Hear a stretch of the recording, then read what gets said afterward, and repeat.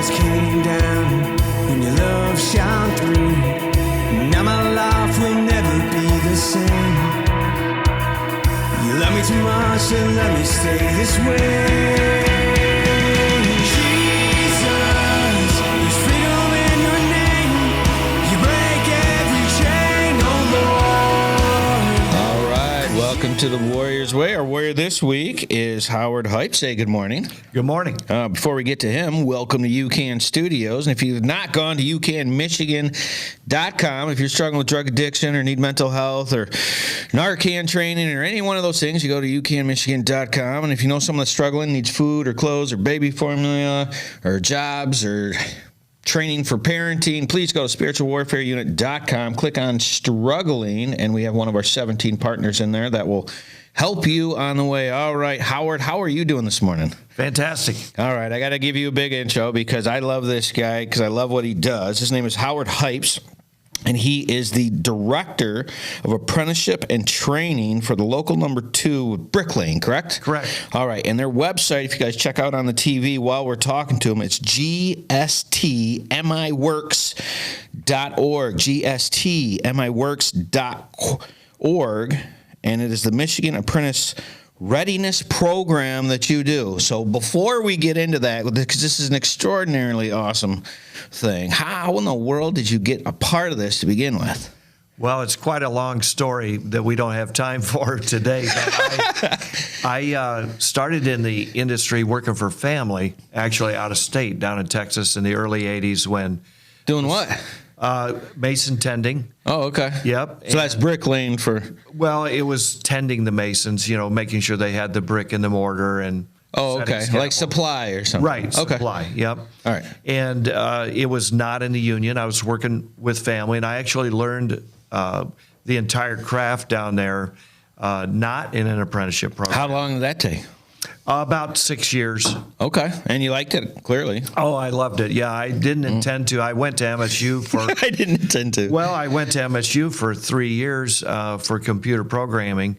No kidding. And ended up down there and fell in love with it. Okay. And then I never looked back after I... Well, what did you love about it? Well, I think it's working with your hands, and at the end of every day, you get to see what you just built. It's taking pride in that, and I still, to this day, for example, Mott Tech Center, Goodrich Middle School, and several other high-profile projects in the area, I always take my grandkids by or my family, and I say, I worked on that, and I worked right there. So, it's just a lot of pride in what we do, and that, masonry's forever.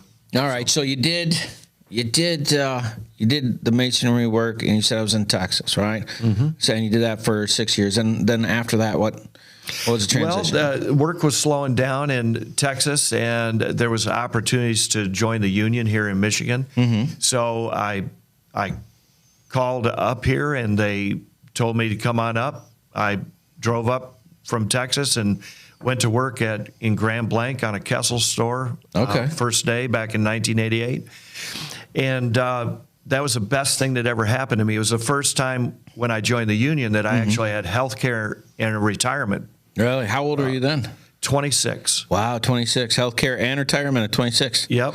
Outstanding. Yep. And Blue Cross Blue Shield, dental optical. The retirement we have is by far better than GM, Ford, Chrysler. Hands down, it's the best defined benefit plan that's out there. It's not a 401k. Yeah. I mean, you can't lose it in the stock market if the stock market crashes. So here's the thing. It's blowing my mind. And if you have an answer, that's great. One of the things I want, so you're offering these careers to people, and how many people do you need? Well, just the bricklayers and allied craft workers alone. Yeah. And I'm here representing all of the organized crafts, which is 14 in this area. Okay. So, I work with GLS Building Trades Council right here in Flint, and there's 14 union crafts they can go into. And how many people do they need? Well, hundreds in this area alone. So there's hundreds of career jobs for those people that are looking to work right now in the Flint area. We need, in the bricklayers and allied craft workers alone, 120 at each center. And how many centers are there? 2 centers. So you need at least 240 people. And this is career jobs, insurance, retirement, just like you said. Yep. Man. And we train you for free. Like, why do you think that people don't? This is like the best kept. Like, if someone was like, "Do you know a piece of gold?" I'd be like, "Yeah, I know Howard." You know, it is. Well, there's 2 things that I think are going on. One, they don't know about us. Yeah. And then when we tell them about us, they say, "Oh no, That's got to be that's too true. good to be true." No kidding. Wow, that blows my mind. Yep. All right, so 1988, you're doing Kessel's. You moved to Michigan. Were you from Michigan? Yeah, originally in the Thumb. Grew up in the Thumb in Mayville. All right, Yep. so yeah, small town kid makes good in the big city. So 26, and did you travel all the time doing that work? You know, no, not really. I mean, you travel about 45 minutes to an hour one way. Oh, so mostly local. Mostly local. Most of your career will be that. You can travel if you want to. I have an apprentice right now that prefers to travel, and they're worked out of state all last year. Okay. But that's what they like to do. All right, so you're doing this, and then how did you transfer into, like, when did you start getting into what you're doing now? Like, what years were that? That was 2003. So between 1988 and 2003, what were you doing? Just I was a foreman. I worked on the wall, what we call working on the wall, as a regular bricklayer, and then it began to transition. And I began to be a foreman and run work, and do a lot of layout for big companies. Okay. And then there was an opportunity that went out to the entire membership. You know, we're looking for a mentor coordinator and a recruiter. And that's how I got hired into the training center. And that's what I love to do anyway, is work with apprentices and coach them. All right. Now, why? So some people hate that, right? They're like, oh, God, I need someone that knows what they're doing. Why that? Like, why is that because you smiled as soon as I said it. Well, you know, coaching and passing on what you've learned. Yeah. I mean, I'm not the type of person that wants to just hold on to what I know. Right. I get enjoyment from teaching other people how to do what I know to do, and watching them succeed and maybe even surpass me. Right. So, and this program that we're doing, you said it's all over the state now, right? Yeah, statewide UP. All right. We covered the entire state. And I remember when you were doing your presentation, it was something like a 55% miss, like as far as people working on jobs. Is that number correct? 55%, and what was that? Can you clarify that? Of the jobs that you still need people to fill. Oh, you know, how yes. you have jobs, and I think it was 55% you have, and it was like once you go into the program, you place them within 2 weeks. Is that right? With an 89% success. I follow you. Yeah. Yes. So the Michigan Apprentice Readiness Program that we work on collectively, all of the building trades here. Yeah. We have an 89% placement rate. So once you graduate, it's an 11-week program. Yeah. And once you graduate, we will help you to get placed. All right, with that, we already got to go to our first break. Please, Howard, sit tight. You guys go to spiritualwarfareunit.com, like, share, and subscribe to help your friends. Sit tight. We'll be right back. Taking a quick break from our podcast, I wanted to let you know about our life application program that we have for churches and nonprofits in the area that are trying to find programming that they can use in case the corona shuts you down and you're not able to get in. You go to spiritualwarfareunit.com, you click on our episodes, and you can check out our programs for as little as $29.99 a month to make sure that we're still getting the word out to those people that need it. Now, back to the program.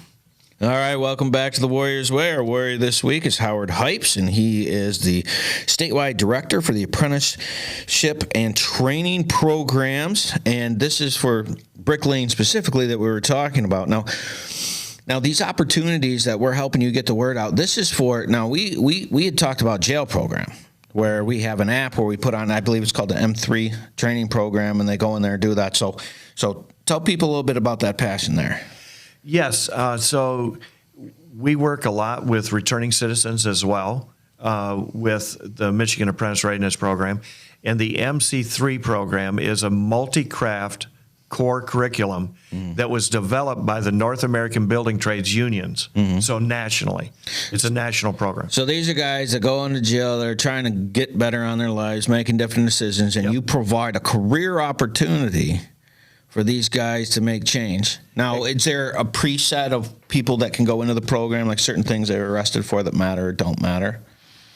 No, they're not turned away by felonies, and there will be some projects they may not be able to work on depending on the nature of the felony. But by and large, they can work on most of the projects that are out there. And matter of fact, we have 2 graduates that just graduated last year from MC3 that were returning citizens, and right now they're doing a fantastic job in masonry restoration. So when we say bricklayers, it's really bricklayers and allied craft workers. So we train for 5 different crafts. So what are those 5 crafts? That's bricklaying, masonry restoration. We call it pointing, cleaning, caulking. And so basically like the work that's being done at the Detroit Central Train Station, downtown Detroit. It's like refacing and and there's work going on right here in the city of Flint all the time in masonry restoration. That's always going on. And then tile, marble, terrazzo training. Terrazzo training, what is that? Ooh. Well, if you go into your schools a lot, you'll see it, or colleges. It's marble chips inside of either epoxy grout or, in the old school way of doing it, is concrete. You mix it up and pour it down, and then they grind it down smooth and polish it. Oh, was it those different colored floors, or is it all that gray floor? Oh, okay. Yeah. You guys actually got to break all that down and make it? That's like a thing? Yeah. Wow. Yeah, I've done it. I'm not, it's not my forte, but I have done it. And it's a lot of fun. It can actually get into art. So if you go down like to Fox Theater and you look at the tile down there and look up at the walls, all the mosaics, that they do out of tile. I mean, our industry can transform into art, if they let you go there. I mean, it all depends on the project, but. No kidding. And who was the brainchild? Like, why did all this come about? What was the reasons for it? This whole training program? Well, it's such a need for people. So in Michigan alone, it was a few years ago, there was a U of M study about the need for construction workers in Michigan, but we far exceeded what they projected. Really? And according to the Department of Labor in Michigan, Office of Apprenticeship, they put in about 6,000 new construction worker apprentices every year. 6,000. 6,000. Wow. So, in my mind, if Google came into Michigan and said, we're going to hire 6,000 people, everybody. Oh, that'd be huge. Everybody go gaga over it. Yeah. And we don't get talked about. That's why I got so excited about this program, because I remember I was like, well, what about kids coming out of high school? And what about guys returning from the military? And being a veteran, that transition is kind of hard sometimes. And you said you have, what was it called, helmets to hard hats? Right, exactly. Tell us about that, man. So we're really excited. Michigan just got a grant to have their own statewide director for helmets to hard hats. And it's a program to help veterans transition, back into the workforce. And so, for example, with the bricklayers and allied craft workers, if you register with helmets to hard hats and you're a veteran, we will put you straight into our apprenticeship program, direct entry. Boom. No interview. And this is the guy you were telling me about. Yep. So we can get that link to UCANMichigan.com and on spiritualwarfareunit.com, and they can link right to that if they're a veteran and pop right in there. That's right. Yep, we can link you to our website, bricklayers.org, and our veteran recruiter is highlighted on that page. Okay. And they can contact him. He'll set them up. And we just this last week, we put 6 helmets to hard hat veterans into our training program. Nice. Which is a 6-week pre-job program. Yeah. At our facility. Yeah. And they went straight in, no interview, boom. All right, so and I want to make sure I get this information right, so I'm asking now because I want the numbers to be right. Because when you first told me this, growing up from Flint, when you told me this, and these numbers are asked, so someone goes through the program, it's 11, 12 weeks, right? Mm-hmm. Okay, and then they graduate. Within 2 weeks, 89% of people get placed on a job and are working. Usually we're usually working on placement before they graduate. Right. It can take longer than that because it depends on, is the job ready? Is the contractor ready? I can't say within 2 weeks for sure. Okay. But it's not to our advantage to have them sitting there. To train you for free. Yeah. And then just have you waiting. All right, so you get trained. You place them as quick as you possibly can. Mm-hmm. And then it starts out at 1825, 1823?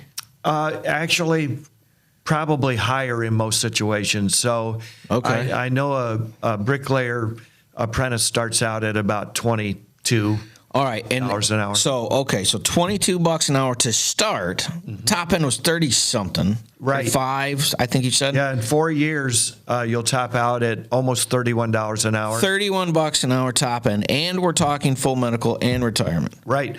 Plus, you're getting a raise in an apprenticeship that's registered with the Department of Labor. Mm-hmm. It's structured, and there's rules that have to be followed. Mm-hmm. So every 6 months and 750 hours that you work, you're going to get a 5% increase guaranteed. No matter what. 5% bump every 750 hours. Yeah, so 10% a year. So the more money you make, the bigger your raises are. So just to make sure this all makes sense to somebody, if someone's making, what did you say start was 20? Yeah, about 22. All right. Well, what's that translate to a year's salary? 44,000, 42,000? Right. Right in that range? Yeah. Depending right overtime? Right in that range. And it depends on the industry you go in and, of course, in weather and... Yeah. So here's, because I just want to get this in my brain so people get a full understanding. So you could have made a screw up. You would have gone to jail. You could be getting out of the military. You could be graduating from high school, and your parents like, get your butt out of the house. You can't sit here. And you go, okay, I'm going to send you to this program. We're going to pay for your training, and then you're going to start at $22 an hour. So at 18, I just want to make this make sense because this blew my mind when you said this. At 18 years old, you can make $22 an hour, full retirement, full benefits, and you're off and running, and it requires a license, a card, and a GED or high school diploma, correct? Right. That's the preset requirements. Yep. Okay. Here's what I don't understand. How is this thing not overflowing with people that want to get into it? Well, I think a lot of it is the last 30 years we've driven it into the mindset of I think the United States, mm-hmm. as well as locally with our kids, that they have to go to college to be successful. And I'll give you an example. I had an apprentice in refractory, which is another thing that we train in, which is working in kilns with fire brick. Okay. He was in his third year as an apprentice. He made more than I did as the director. And he only worked 9 months that year. No kidding. So, there's a tremendous amount of opportunity there. Mm-hmm. And really, how much do you want to apply yourself? Right. It's really up to you how far you advance. Right. There are opportunities to be a foreman. Mm-hmm. One of the things we don't talk about is you get college credit for your apprenticeship. Okay, how many credits do you get? 25. 25 credits just for doing the class. Right. And you pay for the training. Yes, that's right. So you're giving 25 credits to somebody, and it's what, $300 a credit, $350 a credit? Roughly, basically. Yeah. Mm-hmm. Well, the math on that is... It's a pretty good incentive to continue your education. We're not against continuing education, sure, or going to college. We will help. In fact, you during the downtime in the wintertime, you just take some classes and you go back to work. And over the construct of your year, you can end up getting all taken care of, right? Yeah, I've got an apprentice right now that's in his third year. He's already done. Mm-hmm. With his associate's degree. Outstanding. He's just actually waiting to graduate to journeyman so they can apply the 25 credits. Mm. He's already done all of that. We even offer some online training now, mm-hmm. So that they don't have to come to the training centers all the time. Sure. So a lot of opportunities, things that were never there for me when I started in the 80s. Yeah, and this is GST miworks.org, and they go on there and they can apply on that? Yes, correct. We're doing it. We've done interviews all this week for this program, and we actually finalize our interviews on Friday, but we're taking applications all year. Okay. So, and how many people go in one class? I think you said 20? 20. Okay. But, for example, at our training center, we run 24 at each center all the time. We're running full time. So Good. if you can't get into the Michigan Apprentice Readiness Program, you can apply at bricklayers.org online. We may take you there. Okay. Well, we're going to have to go to our second break. Okay. I told you this is going to go fun. Everybody sit tight. Please check out gstmiworks.org. Like, share, and subscribe on Spiritual Warfare Unit. Sit tight. We'll be right back.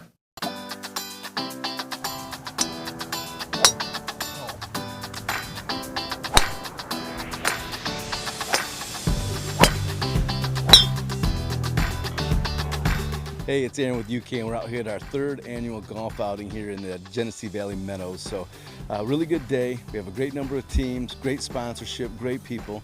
We're hoping for a great time. The weather's good. So, we appreciate all the support we get at all of our events. It helps us fight the fight that we fight. So, thank you all. Stay the course.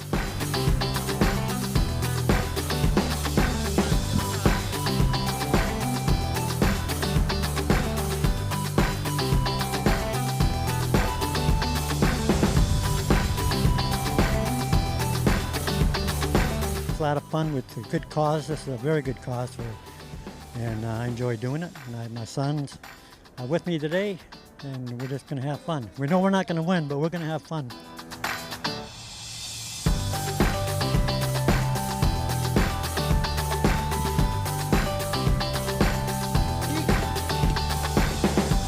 Oh, today is an awesome day today. This is our fourth or fifth one here, and can't thank UCAN enough for what they do, especially on this situation where they have this outing. Mark and Debbie and all of them. It's just an amazing outing, and I couldn't think of it brings back memories, but it's a wonderful thing, and we really appreciate it.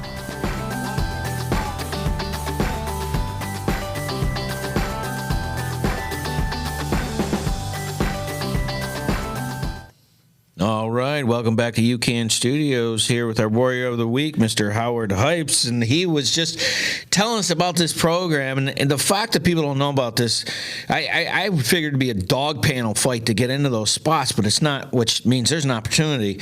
But back in 2003, when you took, like when you were looking at it, did you have to create all this, or was it there and then you just managed and upgraded it, or how did that work? Well, that's a good point.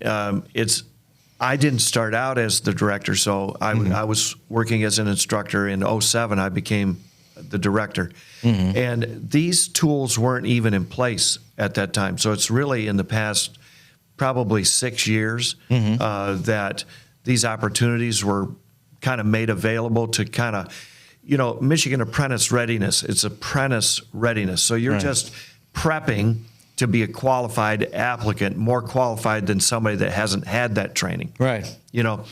And we didn't have that program. So people just basically going into this on their own, you couldn't find people that were ready to do the apprentices program. No. As a matter of fact, we're rolling this out in high schools right now. So there are high schools right now, Perry schools, and several others in the GST Michigan Works region are implementing MC3 in the high school. I don't understand why this isn't in high schools as part of their second semester senior year. Well, it should be, really, and there are some states that are taking that approach for their career tech ed.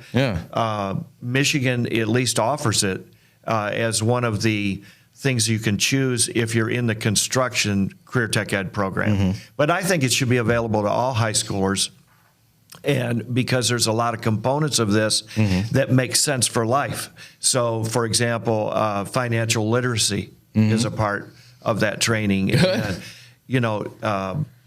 also, life skills type of training. Now, do you find that guys that get into this kind of stuff don't have, like, how normal is it for financial people not to know what to do with finances? Like, how normal is that?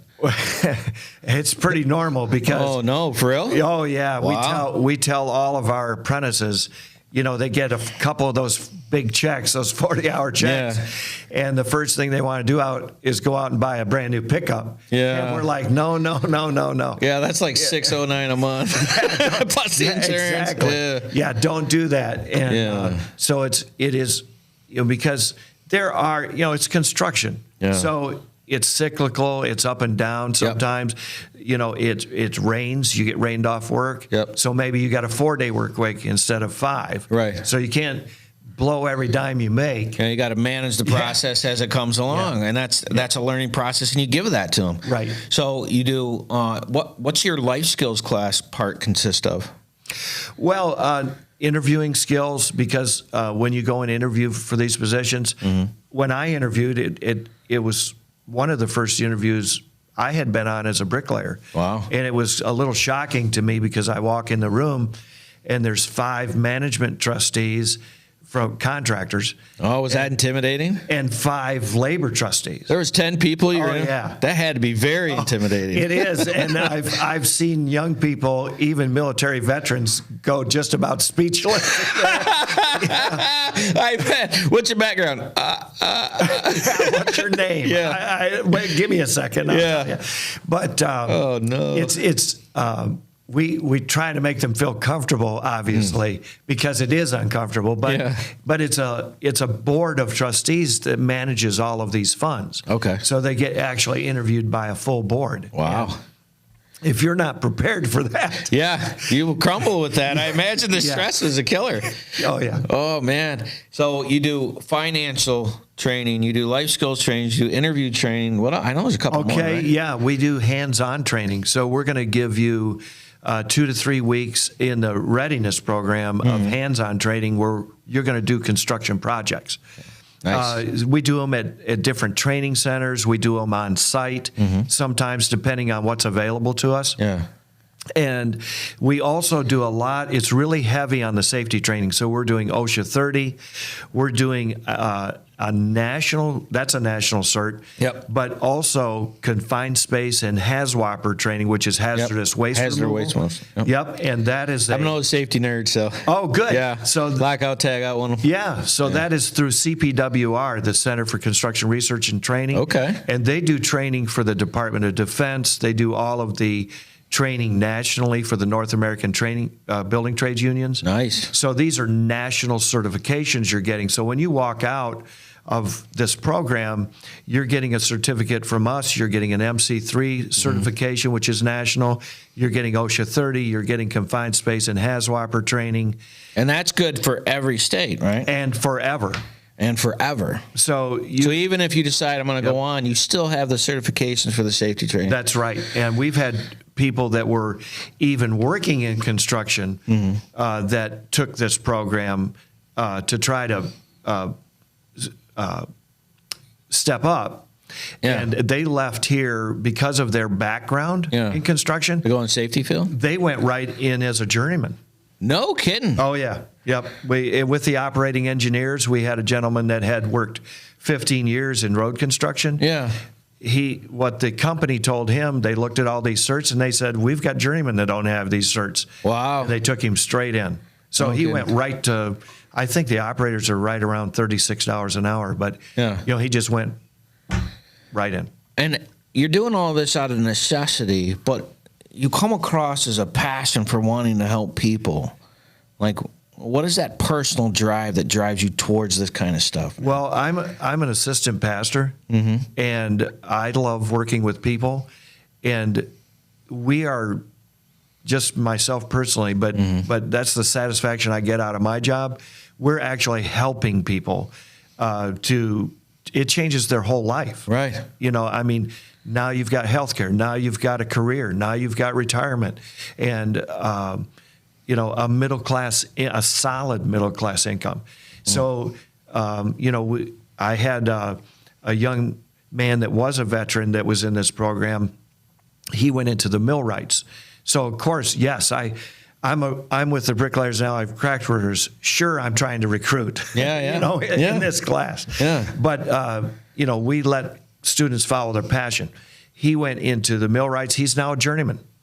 I got invited to his wedding. How cool is that? That's about as personal as it gets, right? I think so. And more than just, it's not just a job. We're building relationships, building lives, and friends, and you're building lives. Yeah, it's a lot of fun. Unfortunately, Howard, that's it, man. We went through that. That just blasted by. If you were looking for a career, we are going to be putting this up on UCANMichigan.com, and we'll probably be getting a link on Spiritual Warfare Unit. Howard, thank you so much for what you do and the stuff you do to help people. We're pushing that up. I cannot wait to be a help for you. You guys keep doing what you're doing. I hope I can come back. Oh, you're going to be coming back, and we'll get a full hour out of you next time. Thank you so much for coming in to spiritualwarfareunit.com at UCAN Studios. We will see you next week. You have a nonprofit in your area that's doing a lot of work that people should know about? Feel free to contact Spiritual Warfare Unit at 810-715-9319, and we would love to have them on to see what good they're doing in the community and find out their story. Thank you so much. Spent so much time believing the lies. I knew I wasn't meant to live this way. But my walls came down when your love shone through. Now my life will never be the same. You love me too much to let me stay this way.